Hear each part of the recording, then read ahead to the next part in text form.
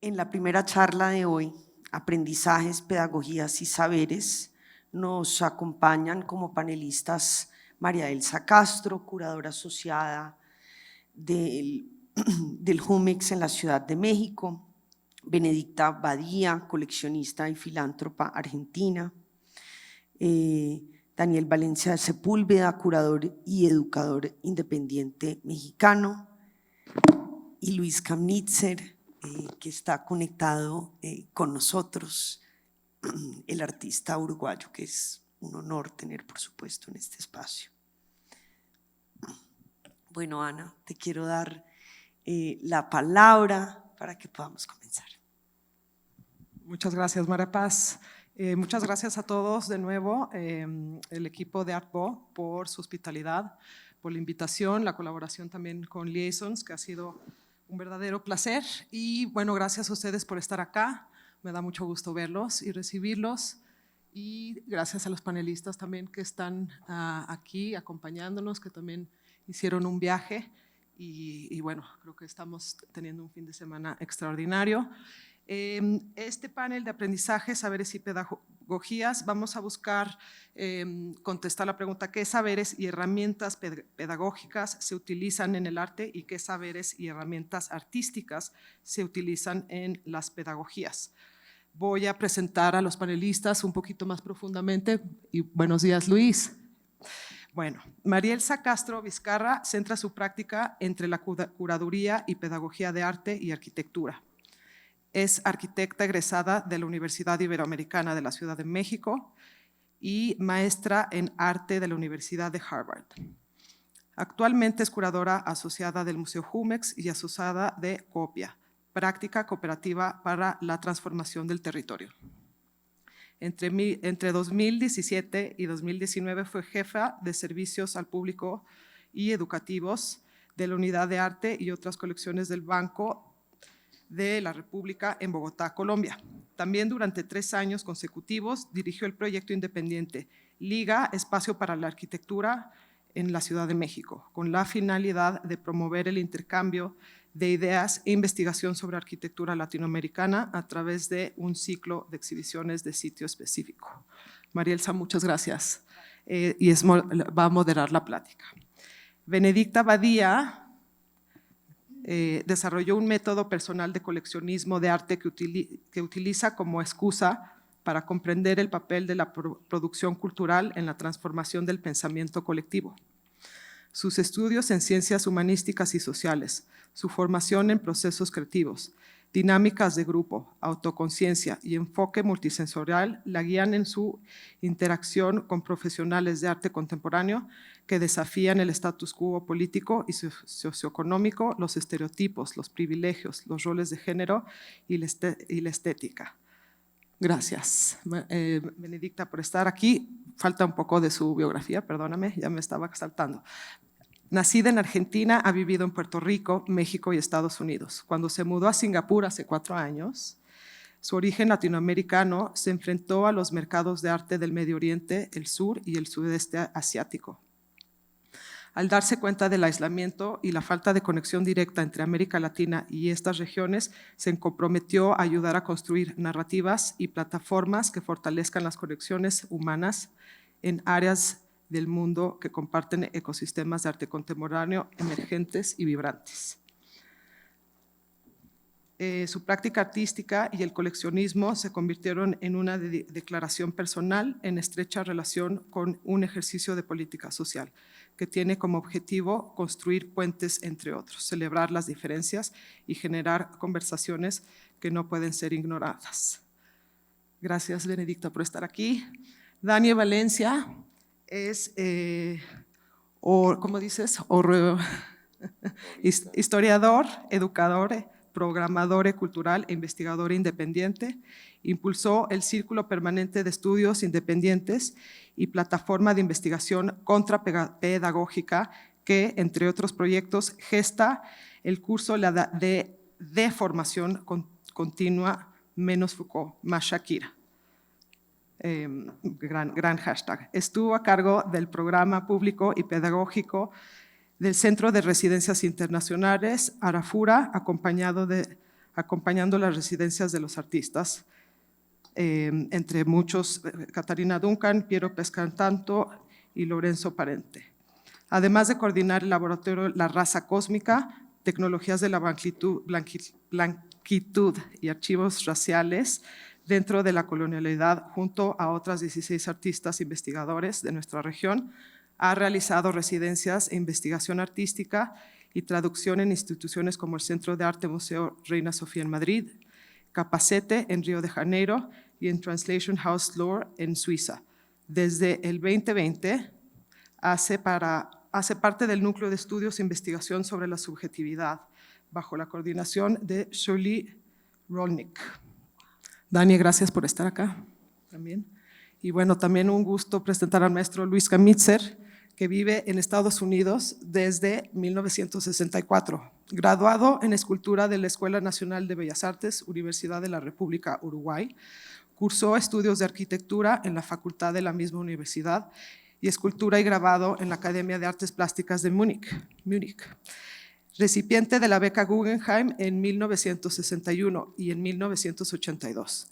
Es profesor emérito de la State University of New York. Fue curador de arte emergente en el Drawing Center New York y curador pedagógico en la Sexta Bienal de Mercosur, Porto Alegre.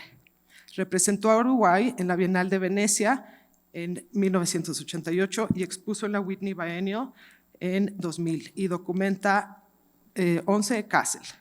Es autor de varios libros, entre ellos Didáctica de la Liberación, Arte Conceptualista en América Latina y Arte, y Arte, Estado y No Estado, ambos merecedores del Premio Nacional de Literatura para Ensayos de Arte. En el 2010 se publicó su One Number is Worth One Word, una antología de ensayos de 1960 al presente. Su obra está representada en más de 40 museos internacionales. Es un placer contar con la presencia del maestro Luis Kamitzer y todos los panelistas. Gracias. Voy a pasar la palabra a María Elsa para dar un poco inicio a su moderación. ¿Aló?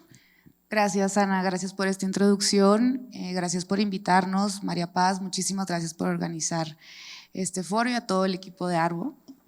La verdad es que me da mucha felicidad poder estar aquí en Bogotá y compartir panel con personas que realmente admiro.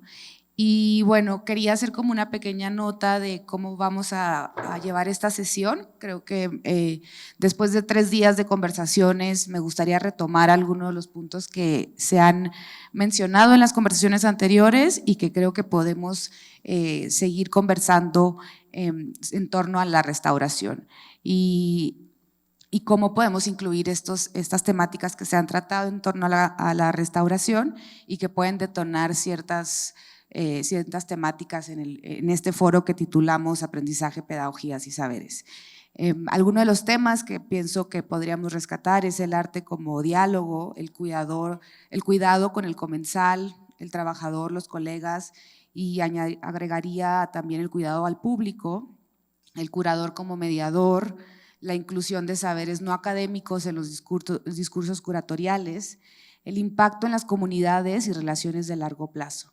Un poco para introducir esta charla, la dinámica es, le he pedido a cada uno de los panelistas que se presenten ellos a través de su propia voz, pero sobre todo a través de algún caso específico, un caso de aprendizaje, de pedagogía o saber que nos quieran contar.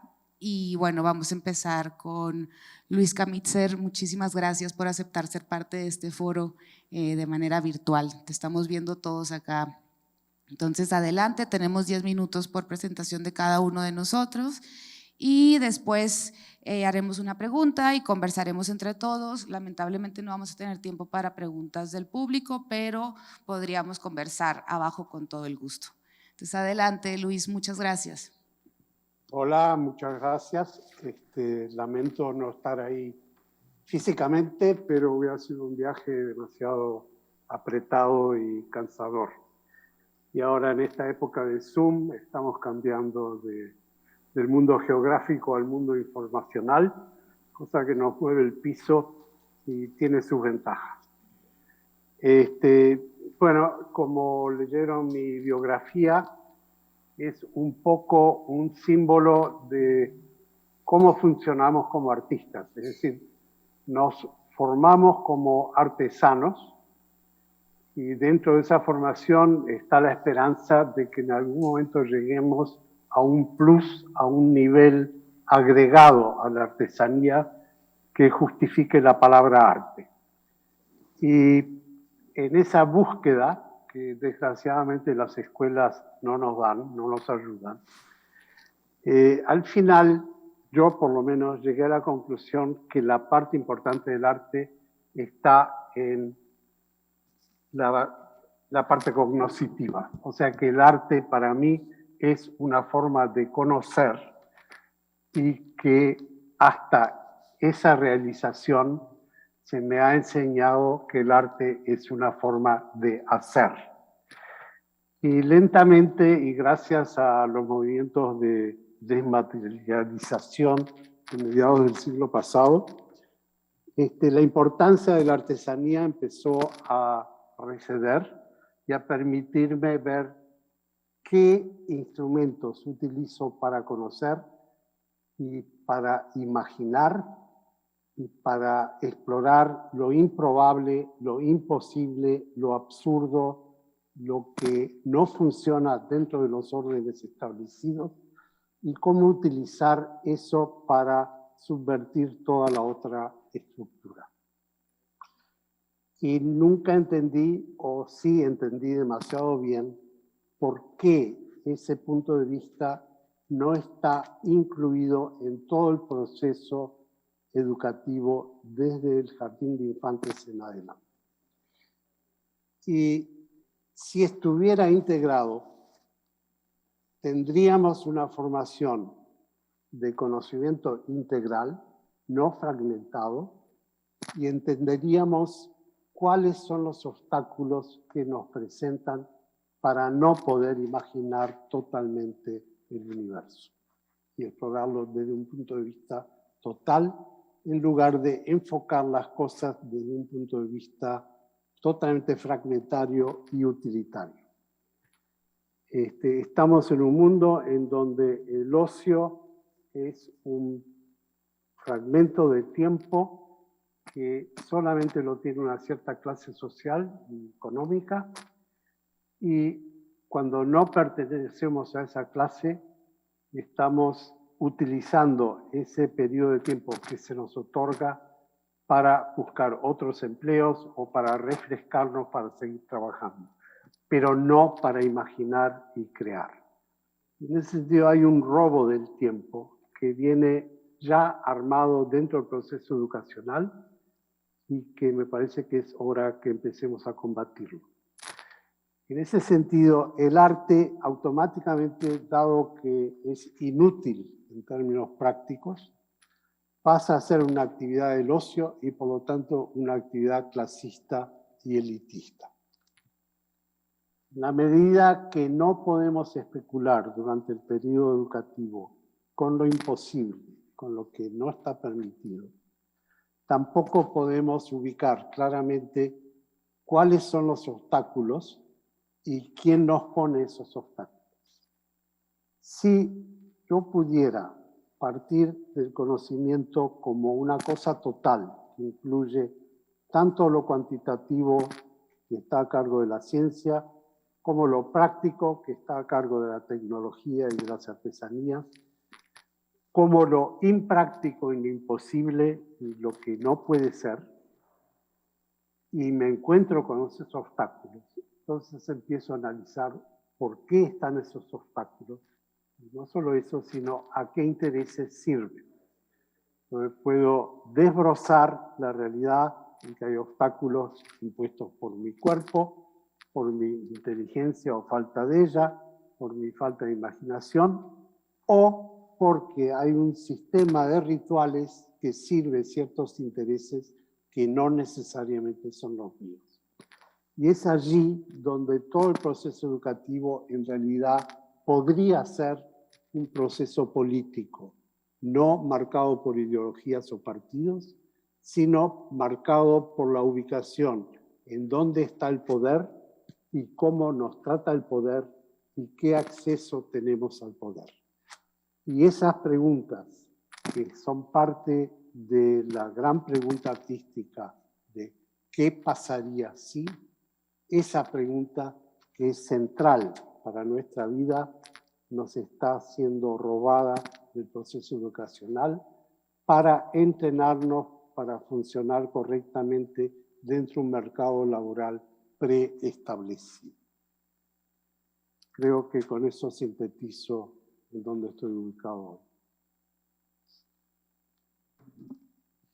Muchísimas gracias, Luis. Vamos a continuar ahora con Benedicta, que nos va a presentar unas imágenes.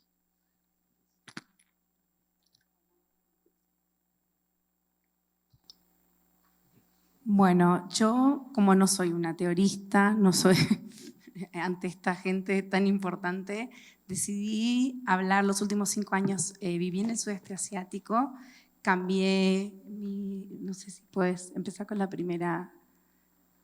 Literalmente fui inmersa en un cambio de paradigma, del paradigma judeo-cristiano en el que casi todos acá nos hemos criado, y insertarme en un lugar donde el saber, el conocimiento ha sido creado desde un lugar completamente diferente, de diferentes narrativas, de diferentes creencias, religiones, etnias, desde la forma de comer, desde cómo se estructuran las familias, etc.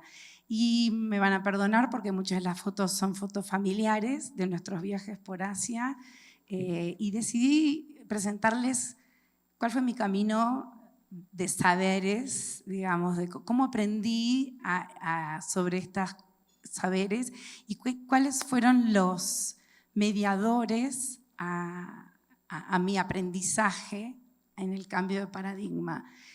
Este primer caso estaba en Angkor Wat y de repente me di cuenta que yo estaba rodeada de rocas y millones y millones de personas todos los años visitan lugares de culto o lugares de centros de poder, pero visitamos las ruinas. Mientras yo estaba inserta en el paradigma judío-cristiano, nadie cuestiona ir a París, ir a visitar Notre Dame. Nada, o sea, lo pasamos, está normalizado, pero al cambiar a otras religiones o al cambiar a otros sistemas de creencias, de repente me encuentro dentro de un templo que en realidad estoy viendo rocas, estoy viendo, o sea, literal rocas. Y entonces me puse a pensar, ¿por qué? ¿Por qué eso? ¿Que somos tontos todos? ¿Somos idiotas que gastamos no sé cuántos millones, miles de dólares en visitar rocas? Y una de las cosas que me parece que obviamente creo que estos lugares, obviamente hay una energía, ¿no?, que el ser humano en ese momento eligió ese lugar, pero también me quedó muy claro que el ser humano ha hecho esfuerzos inimaginables para construir y sostener sistemas de creencias y contratos sociales como método de control societario. O sea, estos lugares en su momento fueron estratégicamente diseñados y planificados para organizar una sociedad y para controlarla. Y acompaña el arte y la arquitectura, acompañan, digamos, soportan esos sistemas que finalmente terminan siendo nuestros ritos, nuestras tradiciones, cómo nos vestimos, o sea, todas nuestras, digamos, la forma en que vivimos, ¿no? Y creo que la arquitectura es un ejemplo muy, muy claro de esto. O sea, imaginen, o sea, ya solamente la arquitectura nazi, ¿no? O sea, el diseño y el esfuerzo de un gobierno para enaltecer ciertos valores.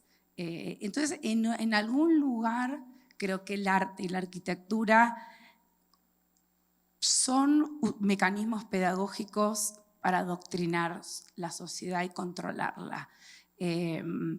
históricamente. Entonces, el primer mediador que encuentro en esto es el paso del tiempo, es la historia, porque desde Angkor Wat yo veo estas rocas, pero pasó tanto tiempo que en realidad mucho de lo que podemos creer hoy, o lo que sabemos, o lo que pensamos que sabemos, es especulación. Así que el tiempo, como un gran factor de mediación del saber y del conocimiento, para mí es importante, y donde la especulación sobre ese conocimiento, la especulación histórica, toma una gran relevancia. Y cuando estamos hablando de saber, y tenemos que ser muy conscientes de esto, ¿no? De que en realidad estamos especulando y que no sabemos qué pasó en Angkor Wat. Y así, bueno, nuestra colección busca artistas que consciente o inconscientemente están cuestionando, desglosando, cuestionando sistemas de organización y control social, permisos sociales, cómo han sido organizados los permisos sexuales en nuestra sociedad, por ejemplo, que son muy diferentes a los permisos sexuales en otros paradigmas.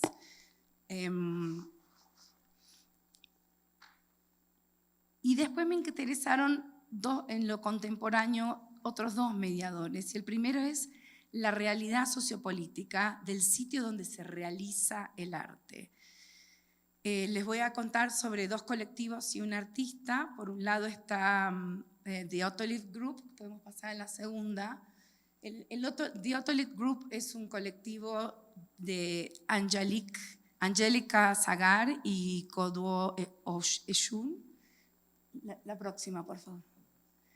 Que presentaron la problemática en el Dakar Art Summit, presentaron la problemática del documental, cuáles son los límites de la problemática del documental producido dentro de una geografía que está aislada del mundo. Este es un video, no me pregunten el artista porque no, lo presentaron ellos, tengo que buscarlo, pero en un momento en Gaza se le muere la única cebra del zoológico y deciden obviamente no tienen acceso a entrar otra cebra, y entonces pintan un burro como cebra, y tienen hoy en el zoológico, son burros pintados de cebra.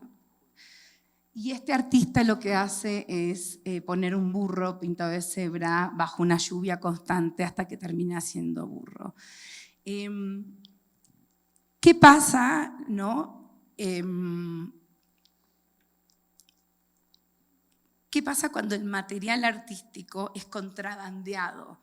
Es decir, un documental parte de la premisa que es una realidad, que nosotros estamos pensando, esto está documentando una realidad, un saber que se presupone real, pero nosotros no tenemos acceso a lo que está pasando adentro de Rusia, adentro de China, lo que sale contrabandeado ilegalmente, la producción artística que sale de esos países de conflicto, en realidad no tenemos forma de verificar si es verdad o no, si es una realidad. Entonces ahí hay un mediador muy importante, que es en las zonas de conflicto o en lugares donde hay control de narrativas, hay censura. Y ellos entonces en esta charla preguntaban, muchas preguntas, más son preguntas, ¿no? ¿Cuáles son las limitaciones de la producción artística confrontada cara a cara con zonas de conflicto, con control de narrativas, con mecanismos de control como religión, ritos, creencias? ¿Cuáles son las dificultades de la producción artística cuando esas mismas tensiones se convierten en la problemática del proceso creativo, que es filmar ilegalmente, o sea, las cuestiones que pueden llegar a problematizar el proceso creativo y cómo eso se convierte a fin de cuentas en parte de la obra, ¿no? Todo ese mismo proceso. Y entonces problematiza esta clase de mediación, que es la realidad sociopolítica del lugar donde se produce la obra de arte, problematiza el proceso creativo como práctica, como proyecto, como principio, y el proceso se convierte en un imperativo bajo presión. O sea, el proceso mismo se impone a la obra de arte, de alguna forma. Y cuestionan también qué es lo que el arte puede realmente hacer como mediador de la realidad en estos casos. ¿Hasta dónde puede llegar el arte? Y más que todo, el objeto o el sujeto a representar y su representación problematizan los presupuestos de lo que creemos que es verdad. El mismo objeto, o sea, este es un claro ejemplo, o sea, está problematizando lo que realmente pensamos, que no sabemos qué pasa dentro de Gaza, lo que es realmente verdad o no. Y un poco la falta de educación o de conocimiento con los controles nos lleva muchas veces a esos lugares. Es tanto la verdad como la ficción dentro del conocimiento están ancladas a las doctrinas de lo aprendido y lo impuesto a través del tiempo. La próxima, por favor. Esta es una obra de Shilpa Gupta. Los zapatos son míos y el que quiera en Argentina los llevo a hacer shopping. Pero es una raya y uno se puede poner ahí, no sé si se lee bien, pero básicamente es una raya donde dice, si estás en esta raya hoy, mañana o hoy, podés llevar a tu hijo al hospital o no, porque tu país cambió, ya no es tu país, puedes tener acceso a la electricidad o no, puedes tener acceso, de repente cambiaste de país y el dinero que vos manejás no sirve. Entonces, en esta creo que es un claro ejemplo cómo las condiciones sociopolíticas pueden afectar presupuestos de lo verídico, pero también cómo afectan a la sociedad y dónde la sociedad adjudica el valor simbólico del saber y su producción cultural. Si pensamos el depósito de conocimiento como patrimonio o el depósito o saber, patrimonio intangible, ¿quién define qué es patrimonio? ¿Quién dice que es patrimonio cuando, por ejemplo, una sociedad es nómade? ¿Qué es patrimonio sin medirlo bajo la reglita eurocéntrica? ¿Qué es patrimonio cuando tu país, en el caso de la obra de Shilpa, ya no existe? De un día para el otro, donde estabas, todo lo que pensabas que donde vivías, ya no existe. Y la próxima, estos son dos artistas muy jóvenes palestinos. Es un colectivo también que se llama Basel Abbas y Ruan Abu Rahme, que trabajan, empiezan pensando en esto. Dice, ya que nuestra historia está prohibida, las narrativas son escasas, la historia de nuestros orígenes suceden en la oscuridad, bajo la paracultura. Buscan y trabajan con conceptos de amnesia, obliteración y el retorno a la vida palestina. Y estas imágenes que ellos buscan en las redes, en los sistemas colectivos de desafío o resistencia dentro de Palestina, son evidencias de violencia sociopolítica que es ocultada o que es obliterada de la historia oficial. O sea, son saberes que desaparecen. Y ellos trabajan muchísimo, que es lo que más me interesa de la obra, los procesos de inscripción y exscripción. Cuando nosotros históricamente, desde las cuevas, ¿no? Todo lo que juntamos, todo lo que guardamos, todo lo que consideramos que es importante guardar, lo inscribimos dentro de lo que le adjudicamos un valor intangible y lo inscribimos dentro de lo que es patrimonio y dentro de lo que creemos que es parte de nuestro saber. Pero hay a la par, siempre, aunque sea inocente, aunque no sea controlado, hay un proceso de inscripción, siempre hay algo que se deja de lado. Y eso a la hora de pensar en pedagogías, conocimientos, etcétera, es muy importante para tomar en cuenta los procesos que dejamos de lado, ¿no? Y finalmente, el próximo, por favor. Este es un caso más afectivo mío. Esta es la obra de un artista diaspórico indonesio que se muda a Singapur, Boedi Wijaya, que trabaja con un género de novela, o sea, novela como las nuestras, ¿no? De la tele, china, que se llama wuxia. La obra se llama, la novela se llama Oda a la galantería de Jin Yong. Bueno, él trabaja. Yo empecé a preguntar, porque obviamente una troglodita, un angmo troglodita, ¿qué es este género chino? Entonces me dice, no, bueno, eran unas novelas que se daban para formar el carácter nacional, o sea, casi como nuestros Quijotes, ¿no?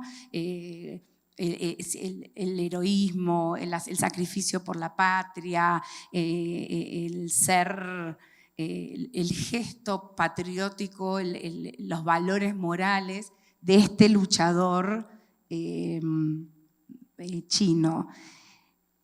Él me contaba todo esto y todos mis amigos que los ven ahí, todos mis amigos singapureanos, yo me tuve que dar vuelta y mirarlos porque estaban con las caras pero felices, hablando de cuando, ¿viste? ¿Te acordás cuando volvíamos del cole? Y porque todos consumían esto de chicos. O sea, esta era la forma que de alguna forma eran formados, eran adoctrinados, pero lo vivieron desde un lugar, sí, yo me acuerdo de tal y tal, o sea, y dejaron de ver la obra y empezaron a charlar entre ellos de la relación afectiva que tenían con este género. Y la obra en sí pasó un segundo, yo miraba la obra y o sea, ya no sabía a dónde mirar. Y cuando estaba estudiando en la facultad, me pasaba que parte de la gente que estudiaba cine o teatro o literatura, me di cuenta que nosotros muchas veces, esta es la mediación que le llamé localidad afectiva.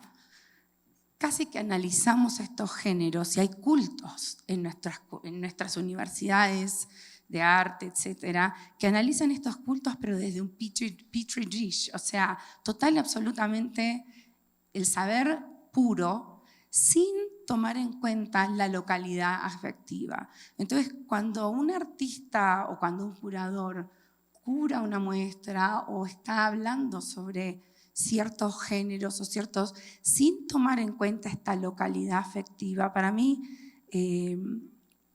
esa mediación tiene que estar presente.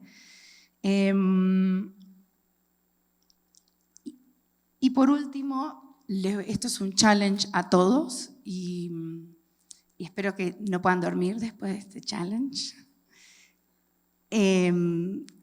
Una profesora de estética en la universidad llegó un día y nos dijo, cierren todo y les voy a hacer una pregunta y van a tener que empezar a pensar en esta pregunta.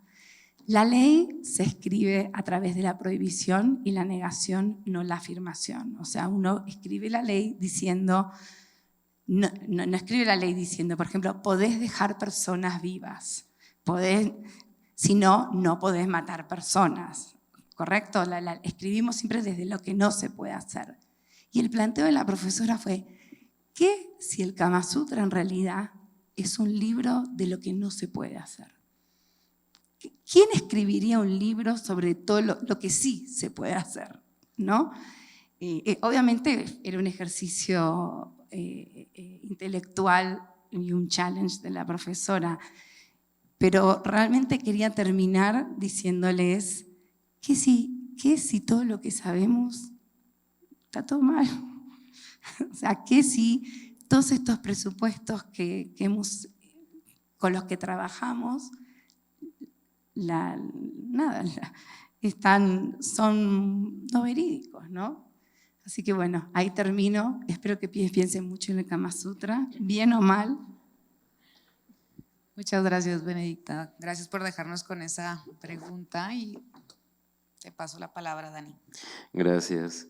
Me emociona bastante estar acá. Muchas gracias, Ana, al equipo Arbo, Feli, Juan, Ana, chicas también por allá. Ha sido de verdad como un fin de semana bastante bello por acá, siendo además la primera ocasión también que yo tengo oportunidad de viajar acá a Colombia. Y bueno, nada, que evidentemente me emociona mucho estar con María Elsa, con Beni, con el maestro Luis Kamnitzer, con quien tuve además la oportunidad de coincidir hace 3 años en el Museo Reina Sofía, dentro de la retrospectiva de Hospicio de Utopías Fallidas, esta retrospectiva que organizó el museo y digamos como, bueno, parte de ese proyecto también, o parte de la intervención que yo tuve la oportunidad de hacer fue organizada por María Caso dentro del programa educativo. Y nada, eso, decir que me emociona un montón, tenía que expresarlo, tenía que dejarlo en claro también. Y pues lo que quiero yo contar como un poco también en términos de cuáles son esas estrategias o cuáles son esos dispositivos, digamos, como que funcionan dentro de la pedagogía y que funcionan también como desde el arte hacia la pedagogía. Este proyecto que se llama Menos Foucault, más Shakira, que en realidad que es una provocación que yo retomo de la feminista euroblanca Brigitte Vasallo, que en el 2014, en un seminario que se llama Eros y Tánatos, en Brasil, ella dice que para el contexto europeo siempre recomienda más Shakira y menos Foucault, porque finalmente, digamos, como la parte de la biopolítica la podemos entender mucho más cerca con Shakira que con Foucault, ¿no? Y creo que hay una serie de cosas ahí, digamos, como que me permitieron también como llevar esa provocación más hacia el lado, digamos, como de la investigación pedagógica, y también como parte de la organización o la provocación de espacios que permitieran también como hacer uso de la imaginación y hacer uso también como del pensamiento o de la creación de pensamiento, digamos, in situ, de una forma crítica, tanto con artistas como con gente que no tenía tanto que ver con estos, o con el arte en sí. Desde ese lugar, digamos, como la idea acá fue básicamente pues, convocar o hacer un seminario. Menos Foucault, más Shakira es un programa que dura 2 años, es como un maestrado, como una maestría, perdón, pero sin documentos, ¿no? O sea, como es completamente inútil. Algo parecido al PEI, ¿no? Al Programa de Estudios Independientes del MACBA, que por fortuna ya no existe, pero digamos como que una cosa todavía aún mucho más independiente y mucho más punk en algún momento también. Y está organizado, digamos, el programa por 4 bloques que son semestrales. Los ejes por los cuales o en los cuales, digamos, como nos desenvolvemos son el pensamiento anticolonial, la teoría queer o una crítica realmente a la teoría queer y los feminismos comunitarios, ¿no? Sobre todo. Y entonces este proyecto inició justo en el 2016, cuando yo llego a la Ciudad de México. Yo soy de la ciudad de Guadalajara, tengo ya 6 años, casi 7 años viviendo en Ciudad de México. Y digamos como que la idea pues básicamente era esto, ¿no? ¿Cómo poder juntar, por ejemplo, esa provocación que Brigitte Vasallo había colocado en la mesa en relación a los productos culturales, la parte pedagógica y la investigación además, ¿no? Como la investigación sobre todo en términos educativos.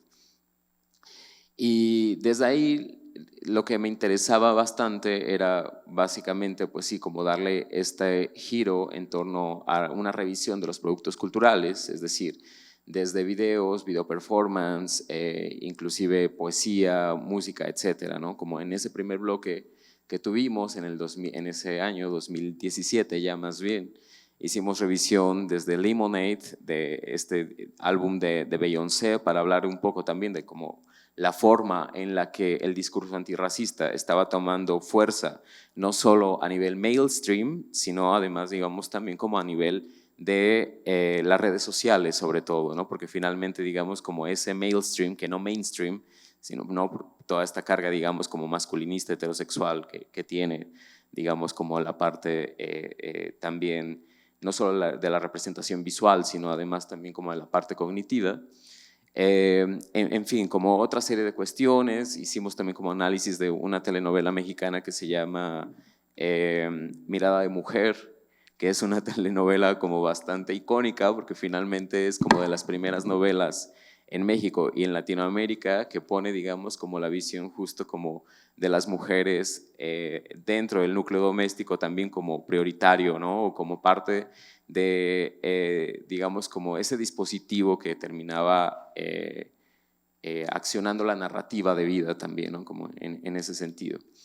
Y finalmente, digamos, como este espacio, Menos Foucault más Shakira, terminó generando una plataforma, que es esa plataforma que yo dirijo, que es el Círculo Permanente de Estudios Independientes, el CIPEI, ¿no? Que no es un colectivo, no me interesa hacer un colectivo tampoco, ¿no? Sino más bien es una plataforma totalmente colaborativa, es decir, en la cual invito yo a personas o finalmente hay gente que hizo parte de la primera generación de Menos Foucault más Shakira y que finalmente, digamos, como se integra a la plataforma desde la investigación, desde la creación, desde, en fin, como una serie, digamos, como de actividades que tenemos dentro de la plataforma.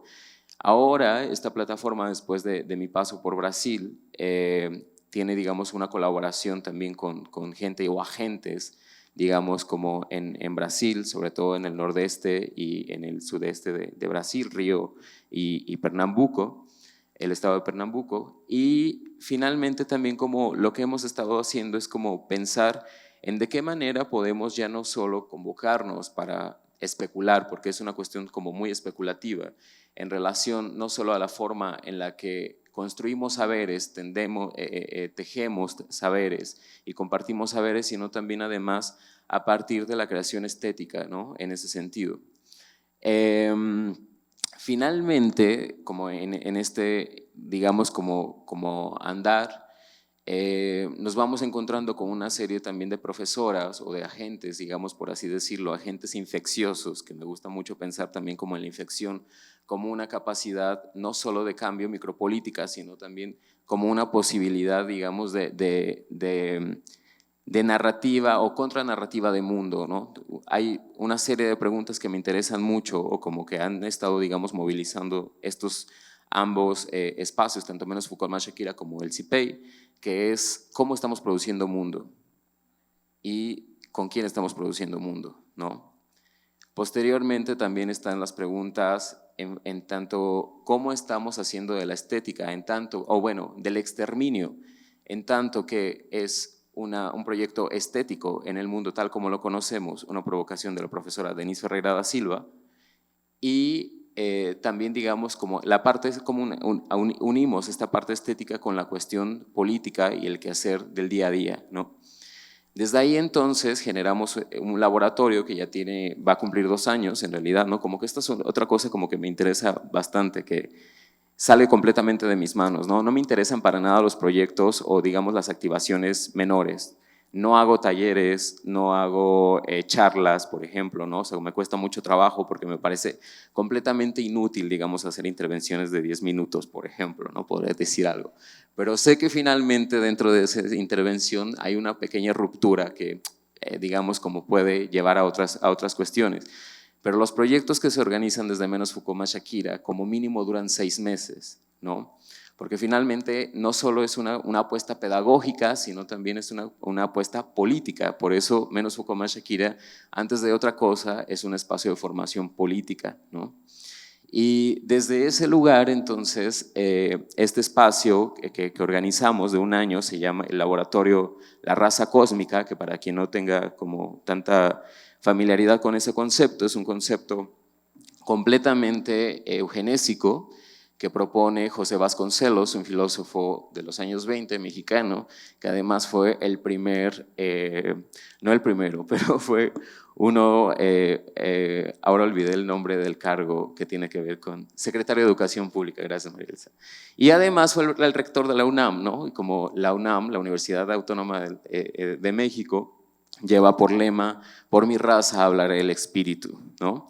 La raza cósmica finalmente es un tratado que se publica en Madrid justo en los años 20 y que habla del cómo México en específico es el lugar en el cual se concentra, digamos, racialmente la espectacularidad, por así decirlo, ¿no?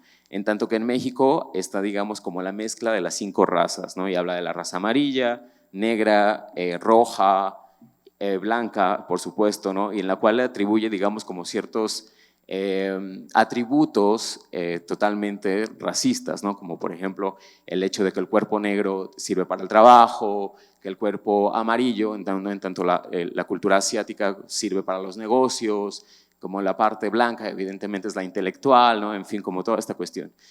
Y en México, al igual que en Colombia y que en Perú y que en Brasil y que en todo nuestro territorio, ¿no? Como que podríamos llamar o denominar desde nuestra América así juntito, o Abya Yala, hay un problema bastante serio con la parte del mestizaje, ¿no? El mestizaje no, digamos, como en términos de no en términos de la mezcla sanguínea, sino más bien el mestizaje en términos ideológicos, ¿no? Y cómo esta ficción también termina sosteniendo como grandes, ¿cómo decirlo?, las grandes ficciones del propio Estado, ¿no? Del propio Estado-nación y de eso que incluso podríamos entender como Latinoamérica. Entonces desde ahí lanzamos una convocatoria para hacer un grupo de estudios, un laboratorio en realidad de especulación, sobre todo a partir de eso que la profesora Denise Ferreira da Silva, una profesora artista, filósofa brasileña, llama el evento racial. Desde ese lugar entonces como provocábamos o convocábamos a la gente, en fin, digamos como que estuviera dispuesta a reunirse semanalmente a discutir cuestiones sobre racialidad, sobre territorio y sobre los cuidados, ¿no? Sobre todo. De esa forma entonces se generó el laboratorio La Raza Cósmica, que está ahora conformado alrededor de 16, 17 artistas, entre cineastas, curadoras, investigadoras, solo de nuestro territorio, ¿no? Y como esa fue una decisión política, es decir, no iba a aceptar a nadie de Europa, no iba a aceptar a nadie, digamos, como que no estuviera dentro de la propia narrativa de construcción de mundo a la que queríamos interpelar desde esa generación de espacio, ¿no? Hay gente que está en Brasil, tenemos gente también acá en Colombia, Perú, Bolivia, Uruguay, en fin, digamos como desde ese lugar. Y finalmente, pensando en cuáles son, digamos, como esas estrategias que traemos desde la pedagogía hacia el arte y del arte hacia la pedagogía, me parece que directamente es la especulación, ¿no? Pero la especulación como un horizonte político, en la cual también nos permita principalmente visibilizar que el hecho, digamos, como de construcción de mundo o el mundo tal como lo conocemos, ¿no? Desde esa afirmación que hace Denise Ferreira da Silva nuevamente, es una ficción. Y como toda ficción puede ser intervenida, ¿no? Como esa acción o ese hacer, digamos, como en el día a día, ¿no?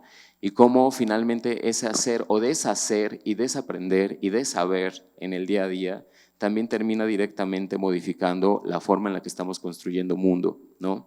Y mucho más allá de provocar o de buscar la revolución sin popotes, ¿no? Y de llorar porque las tortuguitas tienen fucking popotes en las narices y están sangrando y tal, pensar más bien en la forma en la que estamos interviniendo justo el hacer a partir de lo estético, ¿no? Para en algún momento también pensar en el cómo estamos interviniendo o cómo estamos, digamos, como infectando el exterminio como un régimen estético, es decir, que se tiene que experimentar o que se materializa a partir de la experimentación de la violencia, tanto parcial como total, ¿no? Para entonces, desde ese lugar, pensar que se puede hacer justo como una infección o una construcción de mundo que no es esta mierda que conocemos, ¿no? Y que no es esta mierda que aplaudimos, sustentamos, gozamos y con la cual lucramos, ¿no? Que finalmente también es esto. Pensar o situarnos que estamos en este territorio, ¿no? Llamémoslo Latinoamérica, llamémoslo como quieran, es un territorio que está construido sobre ríos de sangre, ¿no? Y que no solo acá en Colombia, ¿no? También en México y en Perú y en Chile o sea, como finalmente esto, ¿cómo hacemos para intervenir el régimen estético del exterminio, ¿no? Entonces básicamente ha sido, digamos, como por ahí en donde me he estado, o no sé, hemos estado moviendo en realidad. Esas imágenes que están viendo son parte de la intervención que hice a la exposición retrospectiva del maestro Luis Kamnitzer, que por cierto me emociona bastante nuevamente estar acá y coincidir con él. Ha sido una pena que no estemos en vivo. Y podríamos regresar a la primera, Juan. Esta, que es Nuestra Señora de los Pies Descalzos, que es una pieza que organiza la artista Amalia Ospina, una artista ecuatoriana, que bueno, hizo una intervención con nosotras también a partir de una deriva antirracista en la colonia Roma, de hecho, ¿no? Como justo a partir del flaner, ¿no? Como esa idea.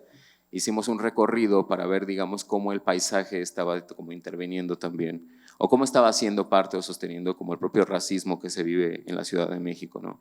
Y entonces, como regalo a esa intervención, nos hizo Nuestra Señora de los Pies Descalzos, que yo sé que puede tener muchos problemas, Shakira, acá, me importa una mierda, pero finalmente, o sea, como esta cuestión también, digamos, como de desacralizar y jugar un poco con esa, digamos, como la producción pop, ¿no? Como del imaginario. Y pues eso, espero que puedan acercarse a los proyectos que tenemos. Estamos en Instagram, síganos por ahí. Y pues nada, muchas gracias de verdad.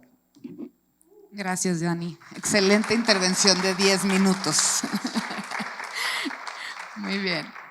Bueno, yo quisiera presentar ahora muy brevemente, porque creo que ya estamos un poco pasados de tiempo, pero bueno, como me presentó Ana, yo soy curadora asociada del Museo Jumex y este caso que voy a presentarles es uno de los últimos proyectos que realicé en el museo.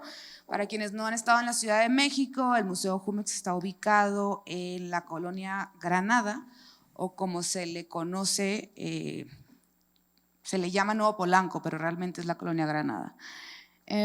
Este museo es una iniciativa de Eugenio López, quien desde los años 90 empezó una importante colección de arte contemporáneo. Inicialmente las exposiciones se hacían al norte de la ciudad, en donde se encuentra una de las fábricas del museo. Desde el 2013 se diseñó David Chipperfield, que es un arquitecto inglés bastante reconocido, diseñó este museo y han pasado muchísimas exposiciones de artistas internacionales muy reconocidos. Entre las exposiciones más populares con el público han sido Andy Warhol, Jeff Koons, Duchamp, James Turrell, y en este momento hay una exhibición que ha sido extremadamente popular, que es una exposición del artista suizo Urs Fischer. El museo es gratuito y para este tipo de exposiciones estamos recibiendo alrededor de 4,000 a 6,000 personas diarias, lo cual es muchísimo para el espacio del museo. Se puede decir que en este momento el museo es un museo establecido, que tiene un público internacional, nacional y local de manera constante. A mí me gustaría enfocarme en aquellos proyectos que no son tan conocidos que hago en el museo, o tal vez esas exposiciones que no tienen la visibilidad que tienen estas grandes exposiciones y que atraen a muchísimo público. A finales del año pasado iniciamos un proyecto que se titula Museo en Común, que es una iniciativa del Museo Jumex que pretende acercar al museo a través de proyectos mediados por artistas, arquitectos, diseñadores contemporáneos con comunidades que normalmente no visitan al museo. Crear relaciones de largo plazo y preguntarnos sobre el rol del museo en su comunidad. Es decir, si bien sí recibimos de 4,000 a 6,000 personas diarias en el Museo Jumex, a mí me interesa llegar a aquellos que no visitan el museo, a esos otros que no están dentro de esos 4,000 o 6,000 personas. Entonces les hablaré de este proyecto en particular, con que inicia este proyecto de largo plazo que se llama Museos en Común y que detonó como un primer acercamiento con el barrio en donde se encuentra el museo. Este barrio, que es el barrio Granada, era un barrio que hasta hace 10 años era sobre todo industrial y que ha recibido un proceso de gentrificación bastante importante, ¿no? y obviamente la construcción del Museo Jumex, la construcción del Museo Sumaya, la construcción de Plaza Carso ha contribuido a un proceso de gentrificación. Y entonces ahora lo importante es preguntarnos, bueno, ya estamos acá, ¿qué hacemos, no? ¿Cómo de alguna manera podemos reparar nuestra relación con esta comunidad que está inmediatamente cerca al museo? Y bueno, este proyecto que voy a presentarles un video porque creo que se explica muy bien, es un video cortito de 5 minutos y fue en el marco de una exposición que se tituló Acciones a Distancia. Para este proyecto en particular invitamos a 7 artistas. Óscar Cueto, que es el que va a estar presentando en este momento, es un artista mexicano que reside en Viena y se invitó a México por un periodo de un mes con la intención de conocer a los vecinos del museo e intercambiar, investigar la colonia Granada. Esta pieza que voy a mostrar se llama Decepciones y Milagros y me gustaría resaltar 2 saberes o aprendizajes que fueron claves para la realización de este proyecto.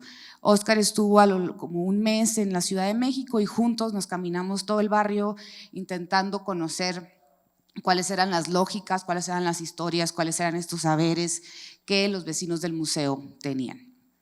Entonces, el primer saber que me gustaría reconocer de este proyecto es la tradición oral y por el otro, el conocimiento del barrio a través de los vecinos del museo.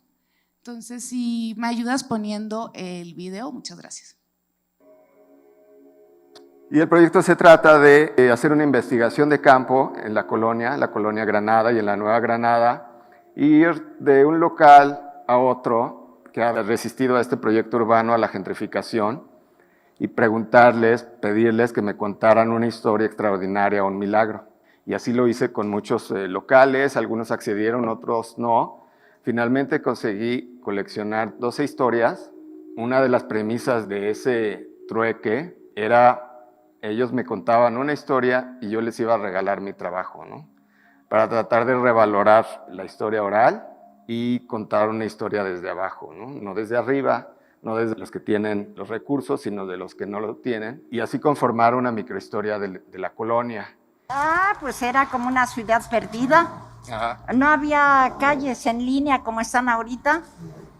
Un jacalito por aquí, otro por allá, desbordándose el río cuando llovía fuerte. Cuando llegué aquí en 1950, pues hasta, ¿cómo se llama? Se podía lavar en el río. Uh-huh. Después, ya que hubo plásticos, ya fue pura porquería. Conté el fenómeno de la gentrificación. Fue muy curioso que cuando empecé a escribirte, me dijiste, ¿acaso es la gentrificación? Y fue, exactamente eso, ¿no? Es algo que ya sabemos, pero que es como un latir y un quejido de todos los que hoy por hoy vivimos aquí, en una queja general de gentrificación. Entonces, me encanta el toque de la pintura, es como la casita de Op que ahí queda. Creo que es digna de que esté aquí, porque representa lo que hoy por hoy vivimos, un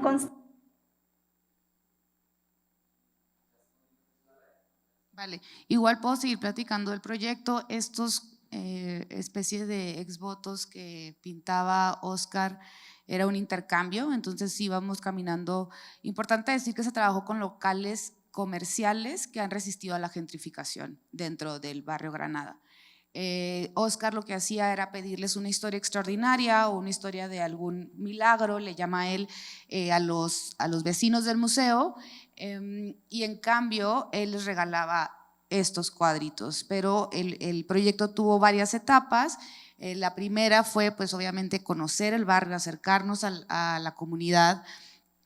Después se intercambiaron las historias, se pintaron los cuadros, se expusieron en el museo por un mes. Después se invitó a una hip hopera que se llama Afromega, que es lo máximo, a que reinterpretara las historias que Óscar había escrito, y se hizo un concierto en la plaza pública del Museo Jumex, en donde a través del hip hop de nuevo se volvía a explorar la tradición o la tradición oral o de alguna manera la transformación de la historia, ¿no?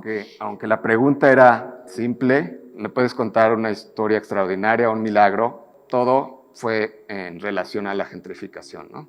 No hubo historia, con excepción quizá la de los accidentes del tren que me contó el señor Antonio, de las carnitas, las vías. Las demás eran sobre esta tensión que se ha creado en los últimos 20 años entre lo que aquí había y lo que ahora llegó. Y bueno, pues hoy acabamos de hacer un recorrido para entregar las últimas pinturas. Hablamos sobre todos estos temas que se han venido tratando de tensionar y dialogar. Y pues tuvimos la oportunidad también de oír de las palabras de los contadores de historia, un poco de lo que contaron. El proyecto se dividió en varias etapas. Primero fue de investigación, después de interpretación de las historias en pinturas. Esa interpretación tuvo una última interpretación para también hacer un guiño sobre cómo la historia es una serie de interpretaciones subjetivas y no reales de lo que pasó. E invité para esa última fase de interpretación a una rapera local que se llama Afro Omega para que cantara las historias. La pieza termina con Afro Omega cantando las canciones en la plaza pública y no dentro del museo. También lo que se me hacía bien importante era que sucedieran las cosas afuera, en un espacio común, y que la exhibición finalmente acabara afuera otra vez del museo y no adentro, que le perteneciera a la gente que contó las historias y que se pudiera ver esas pinturas afuera del museo y no adentro. Finalmente también hacer a esos que normalmente no coleccionan, coleccionistas.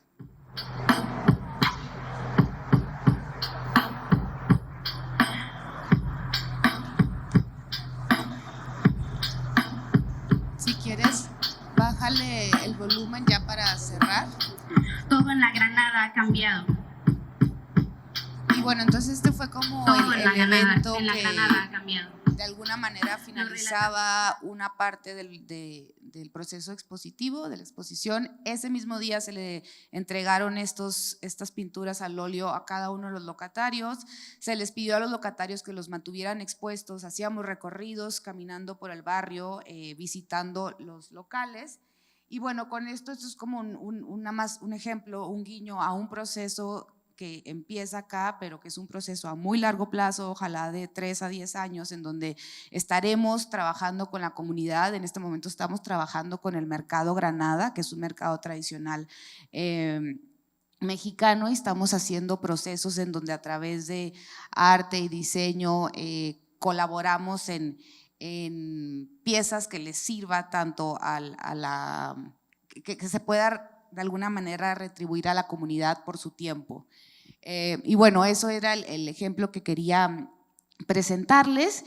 Y ahora, Ana, ¿cómo estamos de tiempo? ¿Bien? Ok, entonces igual nada más como para tener unas últimas intervenciones por cada una de ustedes, me gustaría como volver a postular la pregunta que inicia este foro, que Dani, creo que de alguna manera tú ya la respondiste, pero si quieres también expandir un poquito más. Entonces la pregunta que les hice a todos los invitados es: ¿qué saberes y herramientas pedagógicas se utilizan en el arte y qué saberes y herramientas artísticas se utilizan en las pedagogías?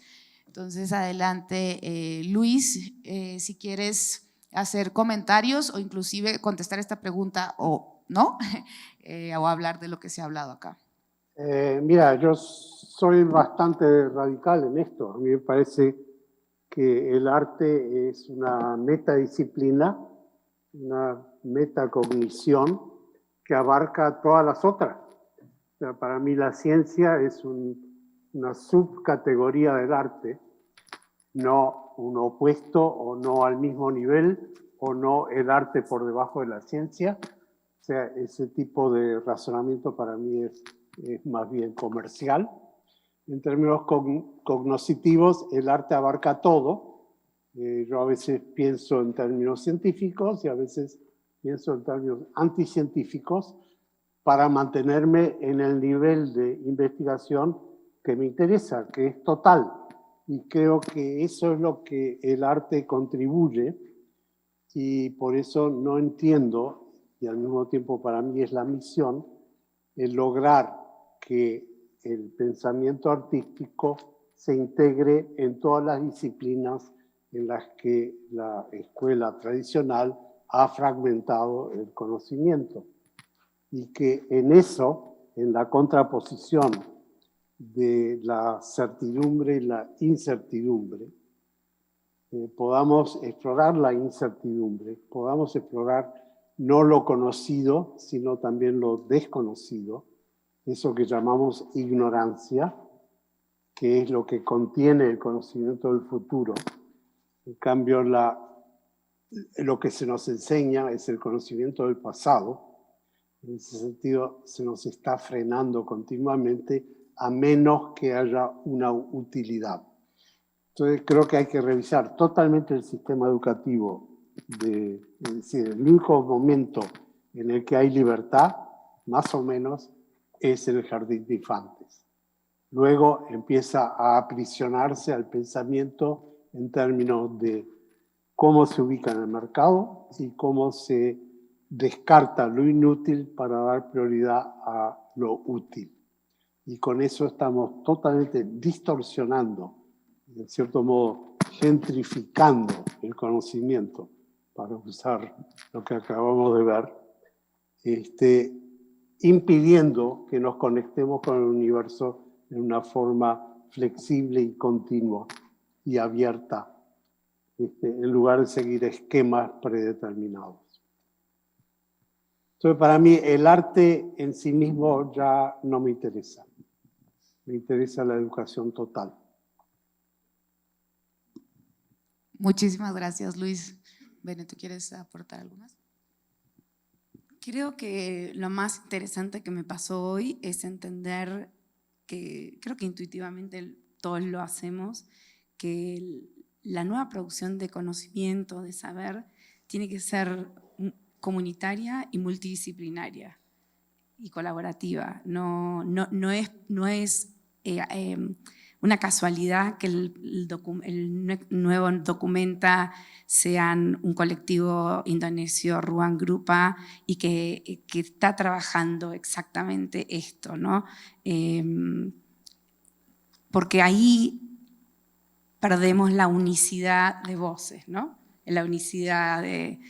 Y estoy de acuerdo con Luis con lo de el tema de la educación. Creo que sí, en todo lo que producimos tenemos que ser muy, muy conscientes de cuál es el presupuesto y cuál es la premisa base desde la que partimos. Y muchas veces vos usaste, Nañe, la contra, dijiste, sí. Esa es una posición que, por ejemplo, te cuestionaría. Porque cuando uno propone desde contra algo, se olvida de proponer la construcción de lo propio. Entonces, realmente a mí eso es algo que me interesa mucho hoy. Es clave, por ejemplo, en el movimiento, en el fracaso del movimiento de los países no alineados, que todo el proceso fue en contra de la colonización y no por construir sus propios proyectos. Entonces, es muy importante la multidisciplinaridad, o sea, disciplinaridad, la multiplicidad de voces, la cantidad de voces, lo colectivo, lo comunitario, pero también tener muy claro construir por y no en contra de, en todo lo que estamos haciendo. Y muchas veces caemos sin darnos cuenta, ¿no? en esas premisas. Y definitivamente la educación, el sistema educativo, tiene la premisa base es la que tiene que, desde donde empezamos, es lo que tiene que cambiar definitivamente. Muchas gracias, Dani. ¿Quieres cerrar? Ya, sí. Sí, a ver, ahora. Bueno, que en realidad que la cuestión, por ejemplo, de la contrapedagogía, yo la retomo de Rita Laura Segato, ¿no? Esta antropóloga y profesora mía, argentina, que finalmente, digamos, ella habla de la contrapedagogía de la violencia, ¿no? Para hablar o para denunciar, digamos, la forma en la que se puede deshabilitar un poco, justo como el régimen de violencia que se vive no solo en los cuerpos, digamos, como feminizados por el propio régimen heterosexual, sino además, digamos, como por la propia estructura cis heterocolonial. Y desde ese lugar ella habla, por ejemplo, de que hay una serie de nociones que tenemos que atacar para poder diluir el proyecto histórico de las cosas, que por ejemplo el mundo del arte va muy desde ahí, y apostar más al proyecto histórico de los vínculos, sin que la cuestión de los vínculos, digamos, termine siendo también como una noción prostituida por la propia, en este caso el espacio del arte, ¿no? Es decir, vaciada de contenido y finalmente, digamos, como vendida como si fuese, no sé, un Warhol o lo que sea, ¿no? Y más bien como desde ese sentido, entonces, cuando hablamos de contrapedagogía, hablamos de un proceso continuo, no estático, dinámico, polifónico, ¿sí? De desaber, de desentender y de desaprender. Es decir, que al momento en el que vamos trazando, digamos, como un horizonte desde la incerteza y el error, estamos ya proponiendo otra forma, digamos, de construir. No, para nada, para nada. Yo tengo problemas con la palabra en contra de. Ya, pero creo que es, digamos, como esas serán. El proceso está complejizado en otro lugar. Por supuesto, o sea, por supuesto, y creo que amo, adoro. Ajá, pero finalmente es esa cuestión, ¿no? Pero, por ejemplo, pensar también, cuando hablamos en términos de, digamos, como de la decolonialidad, ¿no? No es jamás ir en contra, o sea, como yo sí me cago en euroblancas, euroblanques, lo que sea, sí lo hago, pero porque esa es una apuesta política de vida, ¿no? Mía, de mi parte. Sin embargo, digamos, como desde ahí tampoco, no es como una cuestión de negarlo, sino, y como, tampoco es ir en contra de, porque finalmente ir en contra de, principalmente desgasta el cuerpo. Yo no tengo cuerpo para ir en contra de nada. La ansiedad me gana, ¿no? Entonces, antes de ir en contra de, es con, ¿sí me voy a entender? Sí, y construir con, ¿no? En ese sentido, digamos, pensémoslo también ahora, por ejemplo, en términos pedagógicos, ¿no? No va a ser, digamos, como ir en contra de, sino cómo hacemos para ir más allá de esto que está pensado, ¿no? Por ejemplo, ahora lo que el profesor Luis coloca, ¿no? Sobre, digamos, la parte educativa, la parte de las escuelas, ¿no? Eso que se está enseñando desde la parte institucional. No es ir en contra, no es como vamos a plantear la destrucción de las escuelas, que ojalá, ¿no? Y de las universidades, que ojalá, pero no. Será entonces qué estamos haciendo para prepararnos, inclusive con esa parte, ¿no? Yo tengo muchos lugares filantrópicos donde me siento y trabajo con estos temas y siempre doy este ejemplo. Si uno tiene un puente para cruzar un río, puede pasarse, y no te gusta ese puente, puedes pasarte bombardeando ese puente, usar toda esa energía en romper ese puente, pero te quedas sin poder cruzar el río. Y además te quedas sin proyecto propio, sin algo para vos. Podés apoyar a alguien que está haciendo nuevos puentes que te gustan más o empezar a construir nuevos puentes. Un nuevo puente que es un poco, me parece, la propuesta que intuitivamente pienso que estás tratando de hacer.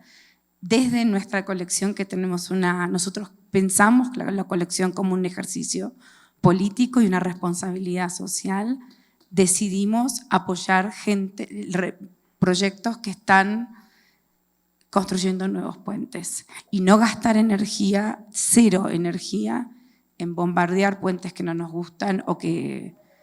Ahí es donde iba con la palabra contra, ¿no? Yo prefiero filantrópicamente apoyar nuevas narrativas, nuevos puentes. Creo que ya se nos acabó el tiempo. Yo solamente quería hacer una nota y creo que el término contrapedagogías sí hace una nota a que ciertas pedagogías se han hecho de maneras incorrectas. Entonces, creo que el ser crítico también con lo que ya se ha hecho es parte de un aprendizaje, ¿no? O sea, qué se ha hecho bien, qué se ha hecho mal para poder proponer una versión distinta, ¿no? Sí, claro. O sea, es propositiva, no es solamente… No es necesario descartar todo, hay cosas que son buenas. Completamente de acuerdo. Entonces creo que con eso nos toca cerrar. Gracias. Yo agregaría una. No, Luis. Adelante, perdón. Me parece importante el ver el proceso de educación como un proceso de colonización, justamente. Nosotros ubicamos la colonización en una geografía de poder, pero la tenemos en casa, la tenemos desde el momento que nos educan. Y nos educan sin entender la contraparte. O sea, si tenemos una buena educación, tenemos que en el momento de la educación colonizadora también tener una decolonizadora. O sea, en la enseñanza misma tiene que estar construida la distancia crítica de esa misma enseñanza. Si no, terminamos como unos sometidos que somos. Creemos en la autoría, creemos en el triunfo, creemos en la competencia, creemos en el aumento de precio, creemos en la posesión y no creemos en la evolución de la comunidad en una forma progresiva, algo que lleva generaciones y que no está dentro del proceso de gratificación inmediata a la que estamos siendo educados. Eso es lo que tenemos que cambiar. Tenemos que cambiar los dueños del tiempo.